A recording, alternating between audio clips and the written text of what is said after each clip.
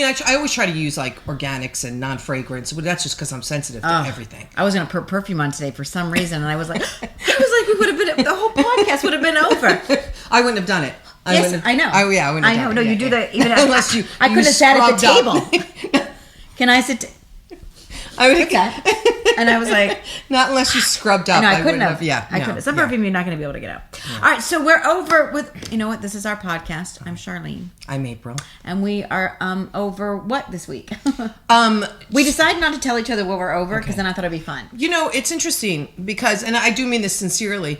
I'm a person that like always feels like wherever life goes, there's opportunity in those things, right? So it's hard for me to be over something because I feel like anything is a gift. Like if this door closes, I'm a big believer in that. However, I don't, what I do observe is when life changes and we're in the middle of life changes. Now, we both live in Los Angeles. We're in the TV and film business and things, as I'm sure everybody knows from social media, you know, are very slow and everything's gone. I tend to feel... everything is slow and everything is gone. I tend to feel what I don't like is I feel like when times are hard like this, brings out the real in a person, like who people really are. And I've just been, you know, I just feel like it's almost like there's this weird feeling, just like you're lucky to be here. So it's almost like, do you know what I'm trying to say? Where when there was tons of work and there was things... My ex-boyfriends and husband every day. You're lucky to be here. Yeah. So like you feel like yes. And so it's almost like you're lucky to be here, and so my real personality can then come out. So that, and I observe that. I watch people and I'm like, okay, I got you now. I see who you are and what you are. Because when it's more flourishing and everybody's... So that's the stuff I don't like. I don't like the change of a person's attitude because I feel like for me, and you can tell me if I'm wrong, or Bill, in the time you've known me, I feel like I'm the same person no matter what. Mm-hmm. Titanic's going down, same person. I'm going to try to grab you and get you on. We're living in a castle, same person. Go run around at night. You want croissants? Yeah. Do you know what I mean? It's like, no matter what the situation is, you're always just going to get me. It's going to be me, good, better, and different. Yep. But I think that they're not, I think those kinds of people, that's the way they always were. And then they get an excuse to be that way. And so that's something that I don't like. I don't like because I'm so consistent in my behavior and who I am. However, it's always good to know who people really are. And it's at moments like that somebody said that they're like, oh, the cockroaches came out, and you're like, well, they're there. Yeah. So now we know. Now there's we know where they are. Now we know we need to exterminate. Yeah. But the cockroaches up. I'm over any feeling like you know what? I cannot sleep. I'm having like, I don't know if it's just, you know, take some magnesium. You're like, that'll help. Thank you.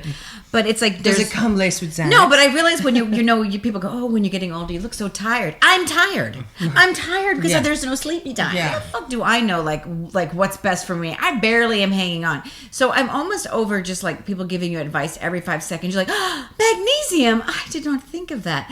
I'm sure that magnesium will help. The 18 Ativan and fucking Tylenol PM along with the whatever the other one is that makes you see clowns at night. Ambien. But you know what? I'm sure your magnesium is good for me. There is no supplement that's going to replace good sleep hygiene. So if you're pounding 3 cups of Starbucks coffee a day, magnesium is not going to help you. And you said this is what she did today. I'm telling her how I feel. I'm like, you know, woe is me. And then she's like, as if she turns around, she takes my phone, she goes, want to read this meme? And I'm reading this meme. The universe will only give you what you can handle. How about the universe give me $25 million and see if I can handle that? I saw that in a meme. I can handle it, God. Maybe give me a job that's not at minimum wage. How about that? I always believe that too, though, because I always believe when people say like, you're going through a hard time because you're learning a lesson. I'm like, I can learn a lesson during a really good time too. Like it doesn't always have to be I'm being dragged by the back of a car to learn a lesson. Like I can learn a lesson on a vacation in Spain. I can learn a great lesson. Yeah. I always said that, like, I had a joke when I went through my divorce, and then people would be like, which I thought was funny. My dad would always be like, well, honey, you know what I mean? Rich people cry too. And I go, like, I'm like, Dad, I'm poor and I'm crying. And then he was like, well, rich people are sad. I go, I'd rather be sad with my Porsche windshield wipers, wiping my tears. Okay, all right. I'd rather cry in Saks Fifth Avenue than Ross dressed for less. Yeah. And at this point, I can't even afford Ross, so it's not the same, Dad. Right. So yeah, we're all crying, but I'd rather cry in there with a Birkin. Yeah, there is a truth to that. And Bill, what are you over? Our male perspective. We were talking about how the industry has just completely fallen off a cliff. Yeah. And you ladies have spoken very well about the heyday that we had. Yeah. It wasn't very long ago. Yeah. No. I mean, and let me just say for people that wouldn't know, there's a whole thing that the industry has left California, and that's because different states give tax incentives where they can film, or different countries, because everybody's in Ireland doing a game show. And so it's cheaper to fly everybody there and do a game show there than it is to literally go on the 50 empty lots, because we are now working today. It's cheaper to bring 100 American people to Ireland than to walk across the lot at Fox. Right. Past the sound stages and do it there. Crazy. Do you think if we shot Parks right now, we would be in Budapest? 100% we would be. We'd be in Budapest. We would be... It's so weird. There's nothing shoots in Los Angeles. Nothing. We're all fortunate to be working. But so it's about tax incentives, and that California, hopefully we'll get them, but it doesn't. So everybody's left. There's also a theory because of the writer strike and the actor strike. That might have been like, people were like, all right, screw you. And like they went. So we're really, work is very, very bleak. So again, just for people that don't know the industry. I love how you lay it out too. You don't point any blame. You're saying here are the circumstances. It is what it is. It is what it is. That's right. And we look at how it fell off, but a lot of it was we had a writer's strike, followed by an actor's strike, and we're currently in a voice actor strike. Well, don't forget there was COVID. Yeah. So you've got COVID. Well, everything shuts down. Right. And then right after that, we all get back, barely get back. Right. And then we go on strike. And then we go. For every job that we have as actors, we know there's 10 crew people that are working that need that money. All those jobs have just been and disappeared. for them, there's one slot. Like, in other words, there's one A camera or one B camera. Like, for us, at least, there could be like, there's 40 open slots we maybe can get in. Yeah. Like, imagine for them. Like, there's one person doing crafty. There's one person, Right. It's how much bleaker it is. There's only one script supervisor, Right. There's not like 40. Well, maybe I can get in, so it's okay. I mean, even though we talk about it, it's like there's a weird sense of like, I think there's a sense of like, all right, I'll get a job here, I'll do this. But all of a sudden there's a sense of, I better shift careers or like what. But interestingly that you say that, because I have a friend that has like tried to sign up for all the apps, Uber Eats, Uber, whatever, TaskRabbit, whatever they are, walk the dog, blah, blah, blah, pet the rabbit. I mean, whatever they are. And he's waitlisted on all of them. Wow. So, when people used to say, well, if worst comes to worst, I'll just Uber. Yeah. You can't even now. Wow. Because LA has waitlisted people, because then nobody can make any money if everybody's only getting one ride. Yeah. So now, so that's another thing. Then it's like and then we're working now who's working a regular job, and he told me that he put in hundreds of applications to get a job at basically a minimum wage job, right? To try to like make money like during the down. So that it's never been like this here. No, it's never to where totally even agree. going to get a regular job. And then I have another friend who told me like his husband was trying to get a job, and they're all jobs being taken by people in the movie business who are trying to get jobs, like right.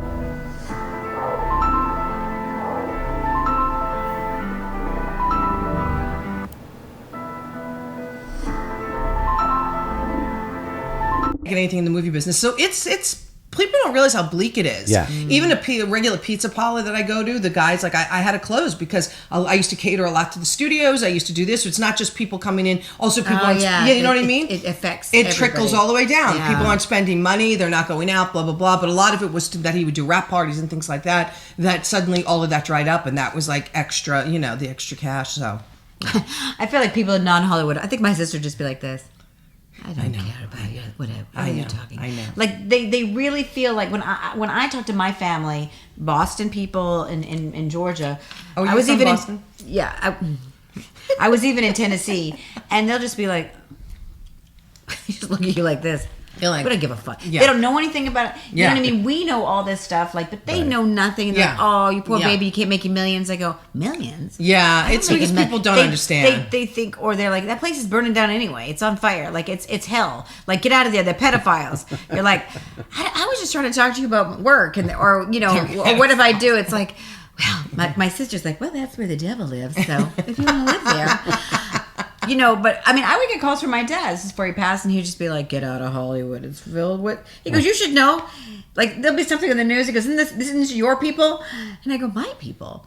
But even I was looking at something to post for my dad, and he was like, "Oh, you and your stupid Hollywood and your sitcoms," and it's like, "Hi, I'm a kid, and I'm more bright than my father. My father's an idiot." And the dad's like, "I'm an idiot." Sitcoms, yeah. So then he was going on and on, and I was a diatribe, and I was just going to try to put something out there. I go, I can't put this out there.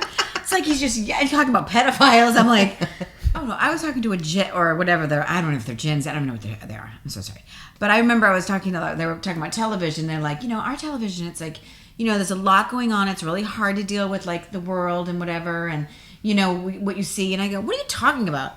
I go, we had Little House on the Prairie. I watched it. It was about rape. It was about that not show's. eating. What are you talking? I've rewatched that show recently, and there's a lot going on. I was 10 years old. Yeah. They had a plague. I remember one time I laughed. I was like this, because the chickens all died, and they all died. I saw that episode. Yeah, and my dad goes like, "You think it was funny? Yeah. You think it's funny the chickens died?" I'm like, mate, I don't know. So he was like, he sent me in my room to think about the chickens. But I remember I was telling someone, I go, what are you talking, good times? Not so good times. Right. That little girl wakes up at night screaming, thinking about your abuse, your beatings, the bruises, the cuts, the burns with the hot iron. She ain't gonna forget it. Right. They were in the ghetto. Right. Penny got molested. Right. Different strokes. Right. Molestation. Right. I was like, I go, what do you got? Glee? What? You can't sing? What's happening with your like? I'm just saying, like, we really grew up with like real life, and we laughed about it, and they made jokes around Archie Bunker and him being racist. And we were like, oh my god, that Archie Bunker's racist, and he hates his wife. And my dad used to call my mom a dingbat. He goes, there's your dingbat mother. So, because my dad was kind of that grumpy. Yeah. But I think that's why they all were. That's the television we grew up on. Mm-hmm. I'm actually rewatching all the Roseannes. Oh, That's on God, that Amazon was brilliant. Prime. That writing. She was so ahead of her time. I have to say yes. Oh my God! The subject matters, the way she understood how women were treated, how people of a certain economical state were treated, how just she lived it. Yeah, I mean it was. Yeah, but she did it in a way that was so like. It is what it is kind of a way, but she got the point across. And because I'm binge watching them, I'm like, she was really, that show was something. Mm-hmm. I'm in like season 7, I think. And I realized that on its first run, I really didn't see a lot of them. I was probably just busy, doing theater or going to school or working at a restaurant or, back then if you missed the show, you missed the show. Like I didn't tape stuff and My what father, I mean? He would not let us watch that show. Who wouldn't? My father. He hated that show. Wow. He thought it was he didn't like probably his own trigger, but he didn't like we grew up like sort of like that, like very below middle income class, and he did not like it for some reason. He said, I don't want to see that. Interesting. I don't want to see, like, I already live it. I don't want to see it. Wow. I don't want to see like the below of the below, like the bottom of the bottom, and what they deal Which is with. the reason why I think they were actually popular, because people were happy to finally see themselves reflected in a TV show. And they weren't like healthy because they were both at the beginning, they both started out, they were both overweight, and they would joke about the weight thing all the time. And it's been, a lot of it was because of the foods they had to eat and stuff like that, because they weren't. So it's just like she was covering topics that are so relevant now. Mm-hmm. Before, when people didn't even understand like women's health issues and how women. Don't you guys realize what today is? Do I have to spell it out for you? PMS. And how women weren't really their health issues weren't really are you going somewhere, Bill? I'm just checking. Oh, all right. I'm just checking. Okay. That their health issues weren't Let him do really... his job. All right. God, she's gonna have control of everything. Hey, you sit down. He got up and started walking away. Okay. We don't make comments about everything. Screw Bill. We don't need him here. And like how women's health issues weren't really dealt with. How like what things that we realize now. Like I would never understand that. Like when I was younger and people would say, they did like what's her name, Archie Bunker. They did her when she had hysteria. Menopause. And she was angry at Archie. She told him to go F himself. Yeah. Me, we've been drooling all day waiting for that beautiful pot roast of yours. Well, we're not gonna have pot roast. I put it in the oven too early and it burned up. But it's okay, eat it, that's okay. But that was probably just saying that's what women do. With Roseanne, it was more like, why are we not paying attention to like women are not being treated for this? You know what I mean? As opposed to in other shows, which is like, oh, that's the the women's what did they used to call it, like in hysteria. That's where the hysterectomy came from. Oh, because they said the women were hysterical, but not in a good way. Like way. So they treated it with like, get those things out of there. It's causing her to be hysterical. And if you look at old literature, they'll say like there's a term like the woman's got the vapors or there's a term they use when women become like a certain age, and there's like like they're always fainting or they're always one of the reasons too is because menopause causes vertigo. So like I wonder why they're fucking fainting. They're always fainting. So, yes, yeah. Like and she was just in. she was just in her time. I thought it was my mom was being dramatic. Yeah, Mom fainted again. In fact, you just saw the play I just did. Remember the lead woman who was the mother of? She was fainting all the time, and I remember thinking to myself that was probably written in because why is she fainting all the time? Because she was a woman of a certain age. It's like no one understood like what women were going through. Mom's fainting again. Yes. So just let her lie there. But I felt like Roseanne was hitting on that. I felt like she was hitting on that in a very specific way that people had to get to that point. I mean, I work at the Television Museum now for Paley, which is the Museum of Television. So any television.